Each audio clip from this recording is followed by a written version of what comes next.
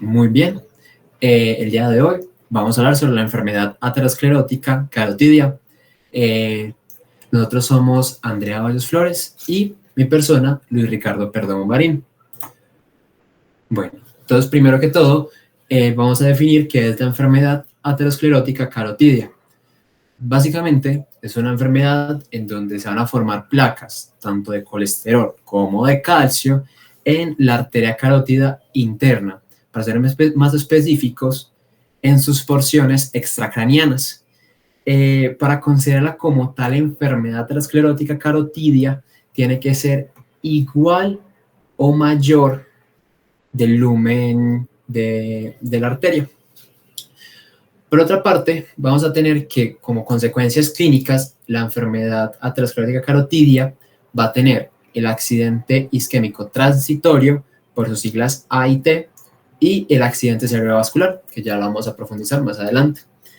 Por otra parte, se subdivide en asintomática, cuyos criterios son que el paciente no haya presentado ningún síntoma como ACV o accidente isquémico transitorio durante los últimos 6 meses, o que sus síntomas no correspondan a el territorio carotidio. Y por otra parte, tenemos la sintomática, que pues todo lo contrario, el paciente sí ha presentado síntomas durante los últimos 6 meses y estos sí tienen relación con el territorio carotidio. Entonces, en cuanto al accidente isquémico transitorio, básicamente se define como un episodio de disfunción cerebral focal y este solamente se da por una isquemia transitoria, como lo dice su nombre. Entonces, como es una isquemia transitoria, va a durar menos de 24 horas y por otra parte no nos va a dejar secuelas. Contrario al accidente cerebrovascular, que sí puede ser de origen tanto isquémico como hemorrágico, pero en esta ocasión solamente nos vamos a enfocar en lo isquémico por la enfermedad aterosclerótica carotidia, que va a durar más de 24 horas o que durante esas primeras 24 horas nos puede ocasionar incluso la muerte y sí puede dejar secuelas. Todo esto como resultado pues, de un infarto focal del cerebro. Una de las categorías del accidente isquémico transitorio es la aterosclerosis de grandes arterias, la cual va muy de la mano, o sea, para que se clasifique como tal, al igual que la enfermedad carotidia, la estenosis o la oclusión tiene que ser mayor o igual del 50% del lumen de la arteria. Cabe destacar, como es de arterias grandes, pues son arterias extracraneales o intracraneales, como la vertebral o la carótida. Por otra parte, vamos a tener que el accidente isquémico transitorio y el accidente cerebrovascular nos pueden dar pérdida psicomotora contralateral, muy importante, contralateral, déficit del habla y ceguera monocular homolateral. Listo, bueno, hagamos ahora un breve repaso de la anatomía de la circulación carotidia, tanto intracraneana como extracraneana. Importante porque, bueno, es el punto de origen de vasos que ascienden al cerebro. Entonces, recordemos el tronco brachiocefálico, acá en la imagen de la derecha, del cual surge la arteria carótida común derecha. También la arteria subclavia, importante porque esta da origen también a la arteria vertebral. Y recordemos que la arteria carótida común izquierda nace directamente del arco aórtico. Entonces, importante mencionar que la arteria carótida común se bifurca luego en la arteria carótida interna y externa a la altura más o menos del hueso hioides entre los cuerpos vertebrales C4 y C6. Bueno, enfocándonos ahora en la arteria carótida externa, es muy importante porque esta se encarga de irrigar gran parte de la cabeza y el cuello. Esta da origen a 8 ramas que podemos ver señaladas en la imagen de la izquierda como lo son la arteria tiroidea superior, la arteria lingual, la facial, la arteria faríngea ascendente, la auricular posterior, la occipital, entre otras. Entonces son ramas que pueden luego formar anastomosis importantes con la arteria carótida interna, y eso permite pues formar circulación colateral bajo circunstancias patológicas. Bueno, ahora en cuanto a la arteria carótida interna, esa circulación intracraneal, ella se divide anatómicamente en 7 segmentos basados en esas estructuras adyacentes a su recorrido, de acuerdo a la clasificación de Boutillier. Entonces, en la imagen de la izquierda, vemos cómo la arteria carótida interna penetra la bóveda craneana a través del foramen rasgado. Bueno, entonces acá en la imagen de la derecha se ilustra un poquito esos 7 segmentos en los que se divide, que van de C1 a C7. El primero es el segmento cervical, el C2 o petroso da ramas importantes como la carotidotimpánica. El segmento C3 usualmente no genera ninguna rama. El segmento C4, que también se llama cavernoso, da ramas como el tronco meningohipofisiario o el tronco inferolateral. C5 usualmente no emite ninguna rama, pero en ocasiones muy raras puede surgir la arteria oftálmica de aquí, de este segmento. El segmento C6 da ramas importantes como la arteria oftálmica y la arteria hipofisiaria superior, y C7 da ramas principales como la arteria comunicante posterior. Entonces, finalmente, volviendo acá a la arteria carótida interna, en la imagen de la izquierda, podemos ver cómo esta se bifurca en esas 2 ramas terminales, en su porción terminal, en la arteria cerebral anterior, resaltada en amarillo, y la arteria cerebral media, que hacen parte de esa circulación carótida intracraneana y que luego llegarán a formar estructuras importantes que veremos ya más adelante. Bueno, entonces, en cuanto a la arteria cerebral anterior, es importante recordar que irriga la porción media de los hemisferios cerebrales, también el lóbulo parietal, hasta el lóbulo parietal, también el cuerpo calloso y el giro cingulado. Esta se divide en 5 segmentos que vemos acá en la imagen de la izquierda, en colorcitos, que van de A1 hasta A5. Y la arteria cerebral media irriga entonces la mayoría de los hemisferios cerebrales que son laterales, incluyendo las regiones esenciales para funciones motoras, sensitivas y también del lenguaje. Entonces las vemos acá en la imagen de la derecha y van esos 4 segmentos en los que se divide de M1 a M4. Bueno, entonces ahora teniendo una idea un poco general de esa circulación anterior y posterior, esos vasos importantes como la arteria carótida anterior, media, podemos repasar un poco el polígono de Willis, que es esa anastomosis vascular intracraneal que interconecta ambas circulaciones, la anterior y posterior. Entonces vemos acá, tenemos aquí la circulación anterior que proviene, como ya lo veíamos, de la arteria carótida interna, que ya tuvo su bifurcación en la arteria cerebral anterior y la arteria cerebral media, conforman se unen por la arteria comunicante anterior, y la circulación posterior que viene desde las arterias vertebrales, que vemos acá en la parte inferior del dibujito, resaltado acá en verde, las cuales se unen y forman la arteria basilar, quien en su segmento ya más en la parte final, se divide en las cerebrales posteriores, que se conectan con la circulación anterior mediante las arterias comunicantes posteriores. Entonces es importante como esta anatomía para entender un poco luego de la clínica de acuerdo a dónde está la lesión o el segmento donde está la lesión.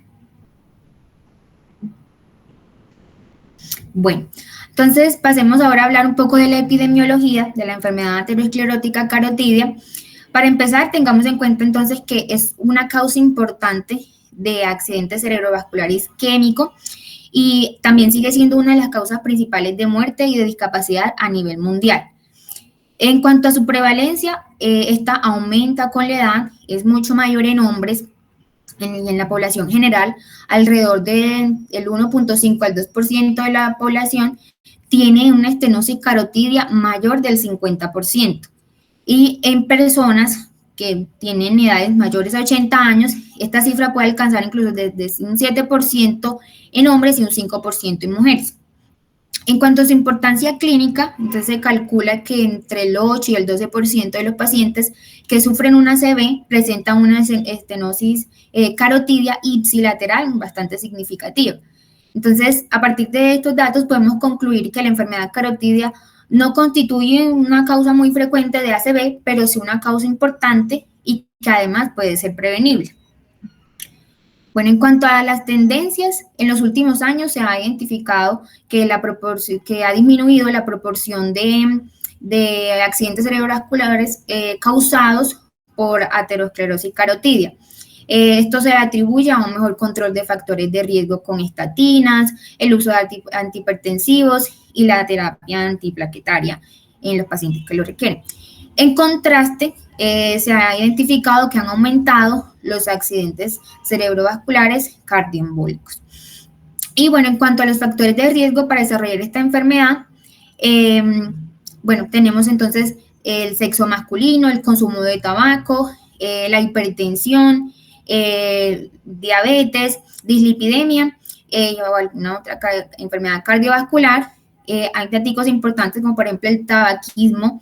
Se ha identificado que triplica el riesgo de tener una estenosis severa y la diabetes junto con la hipertensión aceleran esa progresión y recurrencia del ACV.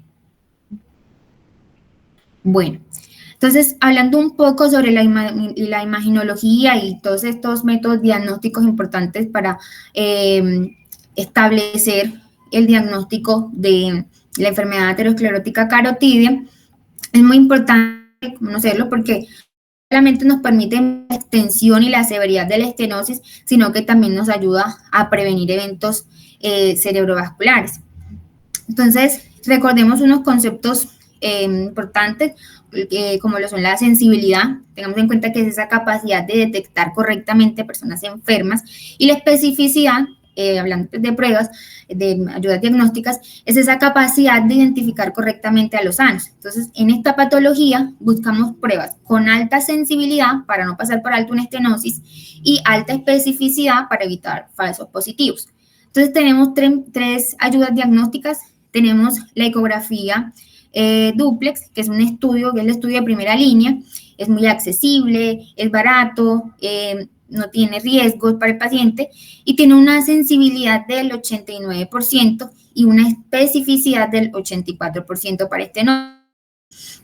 Y también puede tener de entre un 97 a un 99% de precisión para la oclusión. Entonces, en la práctica clínica, es importante tener en cuenta que si encontramos una estenosis significativa por medio de la ecografía, debemos confirmarlo a través de un angio-TAC o una angiografía por resonancia magnética antes de tomar alguna decisión quirúrgica.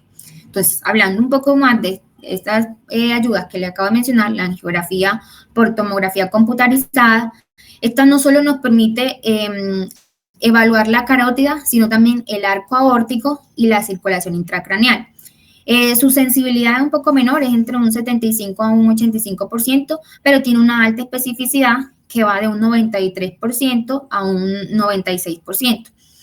Es muy útil cuando como manejo se está considerando un stent carotidio porque nos muestra esa anatomía completa. Y en cuanto a la angiografía por resonancia magnética, esta ofrece una evaluación completa tanto de las arterias carótidas como las vertebrales. Utilizando como medio de contraste el gadolínio, tiene una muy buena sensibilidad, que es cerca de un 94 a un 95%, y una especificidad de un 92% a un 93%. Se usa mucho este método en la planificación quirúrgica o intervencionista, y además también es importante porque aporta información extra como la presencia de hemorragias intraplaca o lesiones isquémicas recientes en el paciente. Bueno, muchachos, vamos a tener en cuenta estos parámetros para dar el diagnóstico de la enfermedad carotidia aterosclerótica.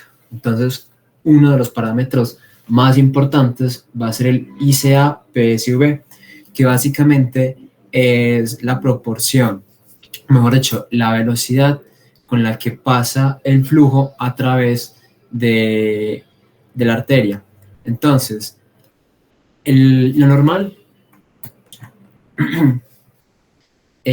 es que sea menor a 180 centímetros por segundo. En cambio, si ya va subiendo, o mejor dicho, entre más suba este valor, mayor sea la velocidad, mayor será la estenosis. Entonces, para una estenosis del 50 al 69% de oclusión o estenosis, vamos a tener que la velocidad va a ser de 180 a 230 centímetros por segundo. Y en cambio, una estenosis igual o mayor al 70% del lumen va a ser mayor a 230 centímetros por segundo. Entonces, esto es lo que nos va a ayudar a hacer estos son los criterios diagnósticos que vamos a complementar con la imagenología. Por otra parte, tenemos este otro parámetro que es más de apoyo, que nos va a hablar de cuánto es el estimado del porcentaje de la placa. Entonces, por ejemplo, tenemos un menor al 50%, que es una placa pequeña, un mayor al 50%, que ya es una placa visible, y pues dependiendo de eso, ya se va a hacer una u otra intervención, y también teniendo en cuenta si es sintomática o asintomática. Por otra parte, en la imagenología es muy importante, y ya más o menos André nos está hablando de esto, los hallazgos de alto riesgo, entre los cuales, por ejemplo, podemos tener un infarto silencioso, en donde, por ejemplo, en esta imagen podríamos encontrar perfectamente que el paciente sufrió de un infarto, pero no muestra sintomatología. Eso es lo que vamos a hablar como un infarto silencioso, y es un hallazgo de riesgo. En caso de que también haya hemorragia dentro de la placa ateromatosa, que la placa sea muy blanda o se vea ecotransparente en la ecografía, que haya embolización espontánea, que la capa fibrosa que está recubriendo esa placa de ateroma sea muy delgada, que eso va a decir que dentro de poco se va a romper, o que ya directamente esté rota. Y también muy importante, si la evolución de esta estenosis es rápida, si la estenosis la estenosis ha avanzado igual o más de un 20% a como estaba originalmente, es una evolución muy rápida y es un factor de riesgo.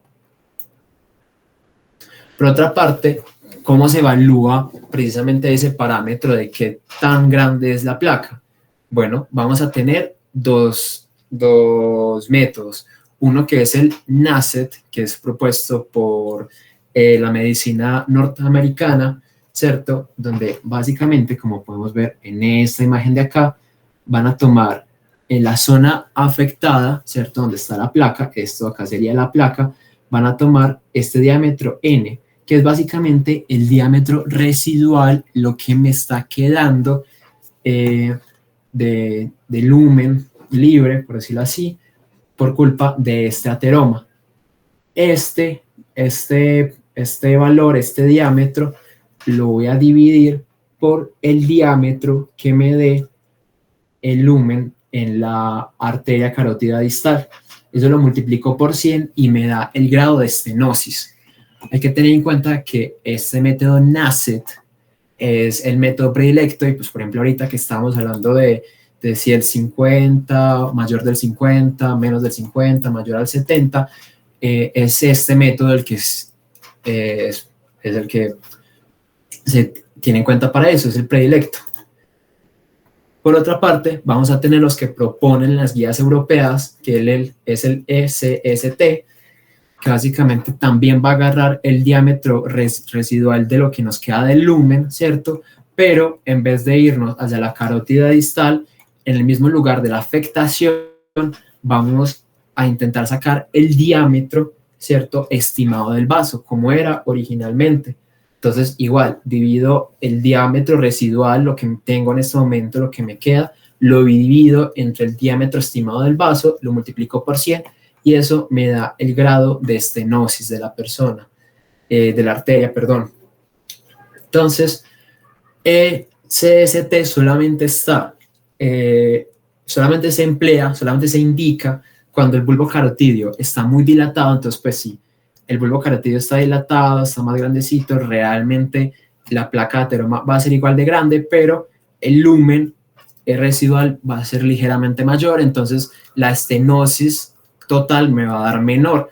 Para eso, entonces, vamos a emplear el SST, y en caso de que haya una oclusión cercana crónica, que básicamente la oclusión es tal que se genera una hipoperfusión en la carótida distal, entonces se colapsa, el diámetro pues va a ser mucho menor, entonces al dividir pues nos va a dar un valor de estenosis menor al que realmente tiene la persona.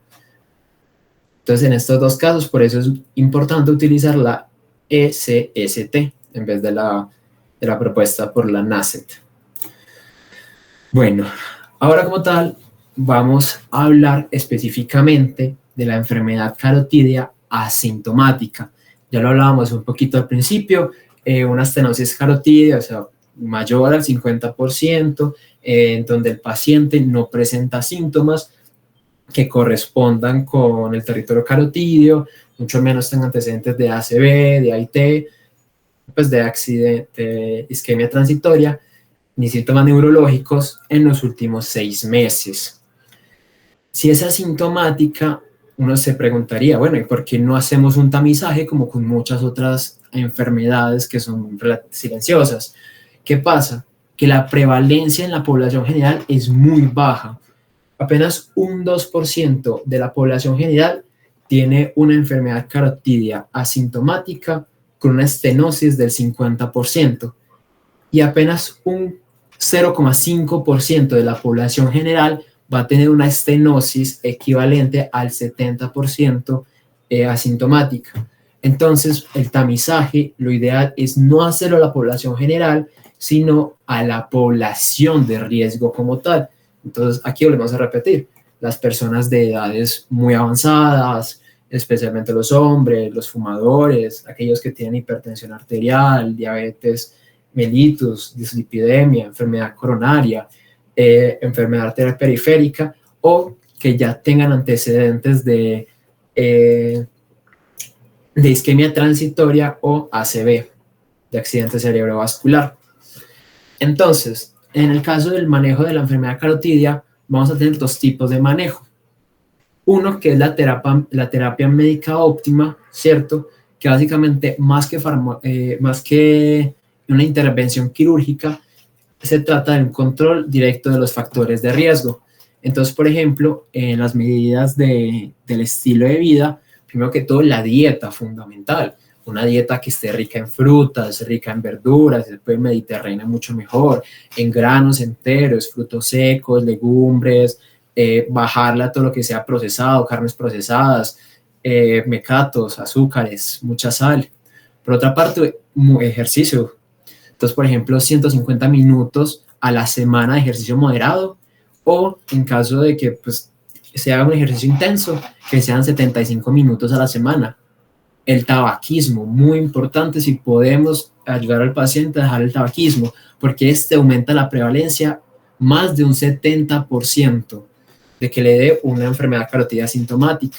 Lo mismo la obesidad, si podemos ayudar a la persona a bajar de peso, sería súper bueno, porque la obesidad incrementa un 64% el riesgo de presentar un accidente cerebrovascular. Por otra parte, tenemos la antiagregación plaquetaria, que ya la veremos en las siguientes diapositivas. Igual que la terapia hipolipemiante, eso también nos va a ayudar a reducir el riesgo. El control de la hipertensión también es fundamental. Por cada 20 milímetros de mercurio que suba la presión arterial, se duplica, ojo, se duplica el riesgo de accidente cerebrovascular. Entonces, un manejo nos puede ayudar reducir hasta un 45% el riesgo de un accidente cerebrovascular. Por otra parte, la diabetes mellitus también muy importante tratarla. Entonces, pero esto más que todo, esto es para todos, realmente lo ideal es que siempre enviamos una terapia médica óptima, pero algunos pacientes no va a ser suficiente solamente con el control de estos factores de riesgo, sino que también van a necesitar una revascularización.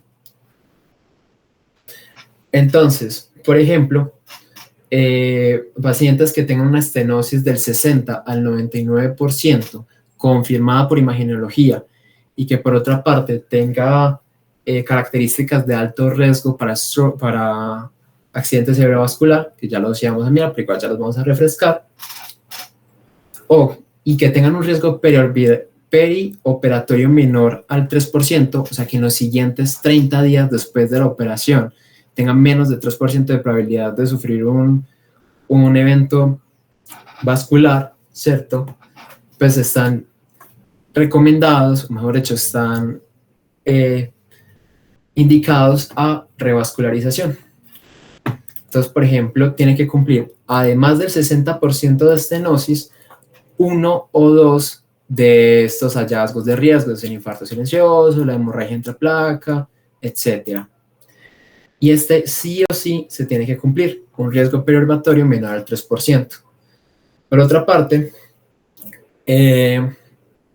vamos a tener dos métodos de revascularización. Principalmente, el gold estándar es la endarterectomía carotidia, el cual tiene mejores resultados a largo plazo y también muy importante, tiene menor probabilidad de un accidente cerebrovascular perioperatorio, o sea, en esos 30 días después de la operación.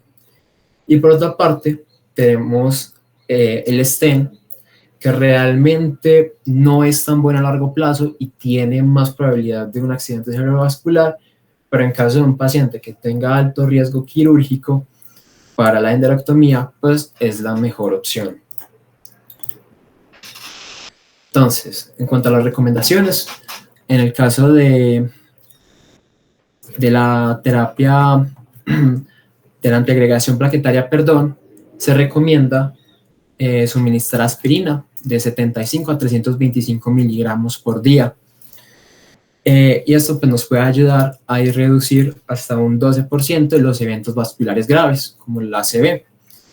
En caso de que pues, sea intolerante a la aspirina, también se puede utilizar clopidogrel del 75 miligramos día, y si también es intolerante o alérgico, también se puede utilizar dipiridamol de 200 miligramos cada 12 horas. Por otra parte, también es importante la terapia con aspirinas. Entonces, se ha encontrado que la terapia con tasas bajas de aspirina, entre 75 a 325 miligramos al día, ayuda a reducir mucho más el riesgo de un evento vascular grave que unas dosis altas, mayores a 325 miligramos. Por otra parte, hay que tener en cuenta, lo que ya habíamos comentado, que si la estenosis tiene que ser igual o mayor al 60% para considerar la intervención quirúrgica. Y algo muy importante es que en caso de que tenga más de dos características de alto riesgo en la imagenología, muchas veces se puede considerar mejor la colocación de stent, siempre y cuando pues, la anatomía nos favorezca. Listo, entonces ahora hablando un poquito sobre la enfermedad carotidia aterosclerótica sintomática, bueno, entendamos entonces qué ocurre cuando hay una estenosis significativa de la arteria carótida, un compromiso mayor al 50%, que ya nos mencionaba Ricardo al inicio.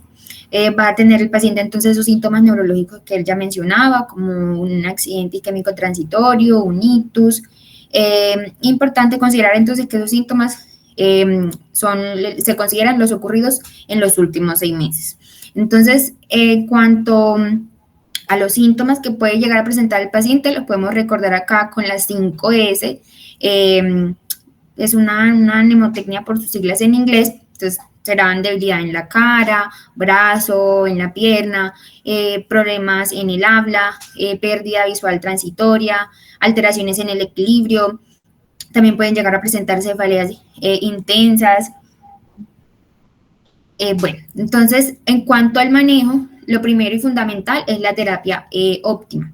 Esto incluye antiplaquetarios como la aspirina, el clopidogrel, estatinas de alta dosis para estabilizar la placa y un control estricto de la hipertensión, la diabetes y los hábitos de vida que también nos mencionaba Ricardo un poquito. Entonces, importante entonces cuando la estenosis es de un compromiso de un 50 a un 99%, no basta con el tratamiento médico. Aquí el paciente se puede beneficiar de una intervención de revascularización.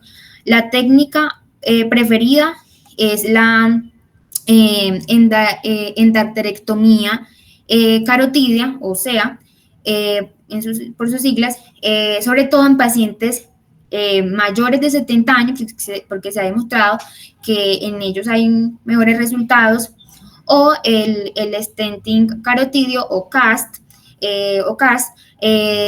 pero pues se reserva un poquito más a pacientes con alto riesgo quirúrgico o que de pronto no tienen una anatomía desfavorable para hacer un procedimiento quirúrgico. Entonces, un punto clave es el tiempo. La cirugía debe hacerse idealmente dentro de los primeros 14 días después de ese evento neurológico, porque es cuando cuando existe un mayor riesgo de recurrencia del ictus. Entonces, es importante también tener en cuenta cuándo no. O sea, hay casos en los que no se interviene y es cuando la estenosis es menor al 50%, también o cuando los síntomas no son típicos de un territorio carotídeo, o cuando los síntomas ocurrieron dentro de hace más de 6 meses y el paciente ya se encuentra estable. Entonces, en esos casos, con el tratamiento médico es suficiente. Bueno, entonces las guías hacen una serie de recomendaciones, resaltan la importancia del control de lípidos en la enfermedad carotidia sintomática. Se recomienda el uso de estatinas a largo plazo porque pueden reducir el riesgo de infarto cerebral, de infarto de miocardio y otros eventos cardiovasculares. Y si el paciente no logra llegar a esos objetivos de colesterol a pesar de usar estatinas a dosis máximas, se sugiere añadir ezetimiba, que ayuda a reducir aún más el control del colesterol LDL. Bueno, entonces otra recomendación es que si el paciente no tolera las estatinas o no alcanza sus metas de lípidos ni con estatinas ni con ezetimiba, se puede considerar un tratamiento más avanzado con fármacos inhibidores del PCSK9, el cual es una proteína producida por el hígado que se encarga de regular esa cantidad de receptores de LDL en la superficie de las células. También menciona que en pacientes que han tenido síntomas en los últimos 6 meses y presentan una estenosis en la arteria carótida entre un 70 a un 99%, se recomienda la endarterectomía carotidia, siempre y cuando el riesgo quirúrgico sea bajo. Es decir, que la probabilidad de muerte o de un accidente cerebrovascular en el paciente sea menor a un 6%. Y bueno, también se indica que en pacientes que han presentado síntomas carotídeos en los últimos 6 meses y tienen una estenosis entre el 50% y el 69%, se debe considerar también la endarterectomía carotidia, siempre y cuando el riesgo de complicaciones mayores sea menor también al 6%. Y bueno, entonces en cuanto al manejo, aquí este esquemita lo resume un poco. Entonces, depende de si el paciente es sintomático o asintomático y del grado de estenosis. Entonces, en pacientes sintomáticos, la decisión se basa en el grado de obstrucción. Cuando tienen una estenosis menor del 50%, se mantiene el tratamiento médico. Si es entre el 50 y el 69%, puede considerarse la endacterectomía. En casos específicos que ya veíamos cuáles eran esas indicaciones de cuándo sí se puede hacer. Si tiene una estenosis severa, con un compromiso del 70 al 99%, la endacterectomía más tratamiento médico es la opción recomendada. El stent carotidio se reserva un poco más en pacientes que tienen un alto riesgo quirúrgico, que ya les mencionaba un poquito. Y en pacientes asintomáticos, el pilar es el tratamiento médico. La endacterectomía puede considerarse solo en estenosis mayores al 60% y en pacientes seleccionados que tengan una buena expectativa de vida y un bajo riesgo quirúrgico. Y bueno, eso era lo que le teníamos preparado para este tema. Acá dejamos las referencias.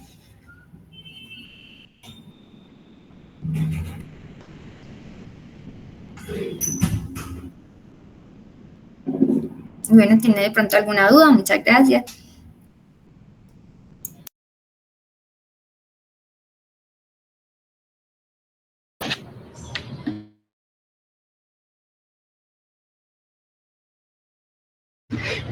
¿Cómo están? Bueno, yo quería hacer como algunas anotaciones como para reforzar algunas de las cositas que dijeron los muchachos. En cuanto a lo del tamizaje, como bien se decía, pues la prevalencia de la enfermedad no es tan alta. Y la idea es hacer tamizaje a los pacientes que tengan 2 o más factores de riesgo.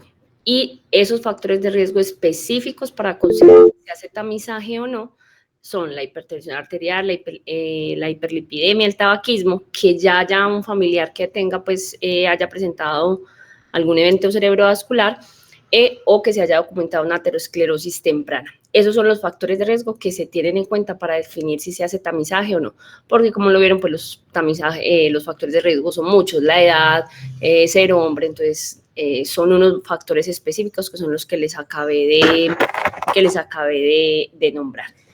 En cuanto a los parámetros, pues, de la ecografía, realmente eso nosotros no lo vamos a tener como acceso, sino que esos son los parámetros que nos dan los especialistas que están haciendo diagnóstico con la ecografía, ¿cierto? Entonces, eso es más que todo, pues, para ellos.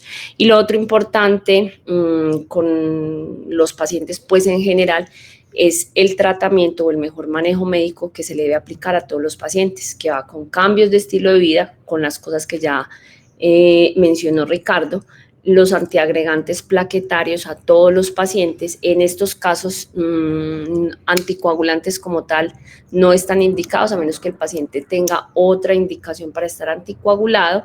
El manejo de las comorbilidades, y aquí les quería como mencionar, pues, algo importante, el control de hipertensión en estos pacientes, que puede ser una de las cosas que ustedes van a tener inicialmente en estos pacientes, y definir las metas de acuerdo a los antecedentes del paciente. Si el paciente no es diabético, la meta puede ser 130-80 milímetros de mercurio en pacientes que sean menores de 65 años y menor de 140-80 en los que sean mayores de 65. Si ya son diabéticos, el control es un poco más estricto. Menor de 120-80 en menores de 65 y menor de 140-80 en mayores de 65 años. Esas eran como las anotaciones que quería hacer. Bueno, y otra cosa también, en cuanto al tratamiento con los hipolipemiantes, lo ideal es empezarlo así el paciente esté sintomático y sea como el primer episodio y el paciente previamente no recibía tratamiento, iniciarlo lo más temprano posible. Idealmente hacerlo, pues, antes de cirugía, si se va a realizar, que es en los primeros 14 días. Y las metas de colesterol serían el LDL, idealmente por debajo de 70, el colesterol total por debajo de 135, o por lo menos lograr una reducción del 50%, que era lo que ya Ricardo había mencionado. Por ahora no tengo más comentarios, no sé si el doctor Nicolás tiene algo para agregar. No, yo creo que todo está claro. Algo importante también que recalcar es que, pues, la enfermedad, como lo mencionaba, es de la carótida interna, y porque muchas veces pueden encontrar reportes que mencionen que tienen una enfermedad de la externa, como lo mencionaron en la revisión de anatomía, pues esto va a irrigar la cara y pues no va a tener como mayores consecuencias para el paciente. Y como una anotación anatómica es que la interna sale externa a la carótida común. Es como algo como para que se acuerden que es la interna, se llama interna porque va para la bóveda craneana, pues va para el encéfalo. Sin embargo, pues su emergencia de la carótida es lateral. Entonces es algo como a tener en cuenta, sobre todo de pronto si se los preguntan en anatomía. Otra cosa importante como con la carótida interna es que no emite ramas después de la bifurcación, diferente a la carótida externa, que siempre, pues, como lo mencionaron, tiene varias ramas de acuerdo a cada segmento. Sería como eso, como importante, ya lo que mencionó la doctora Paula, no, sobre el tratamiento.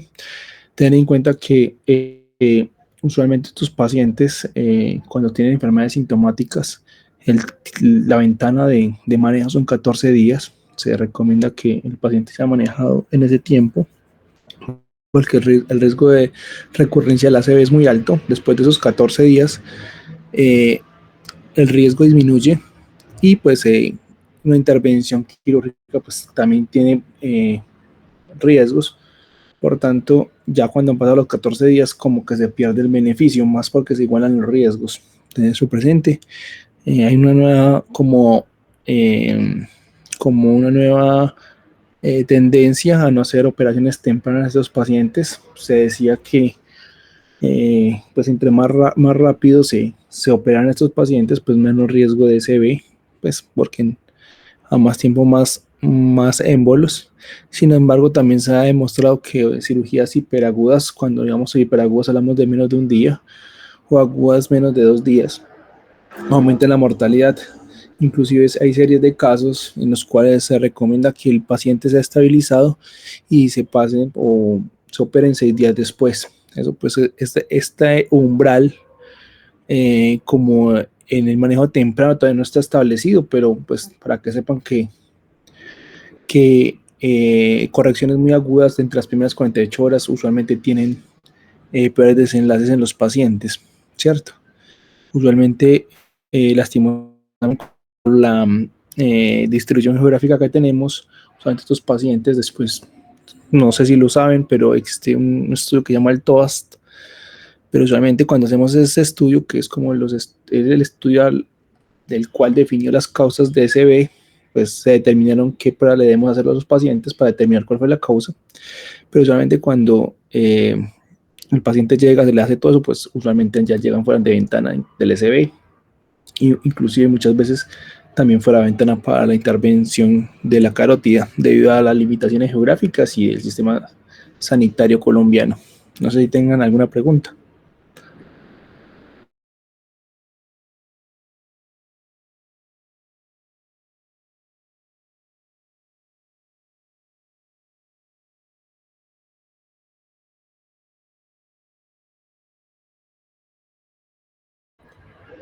Bueno, entonces si ya no hay preguntas ni esto, pues considero que podemos dar por finalizada la actividad. ¿Les parece? Gracias, feliz tarde. Por favor, lean el grupo y nos hacen caso. Gracias.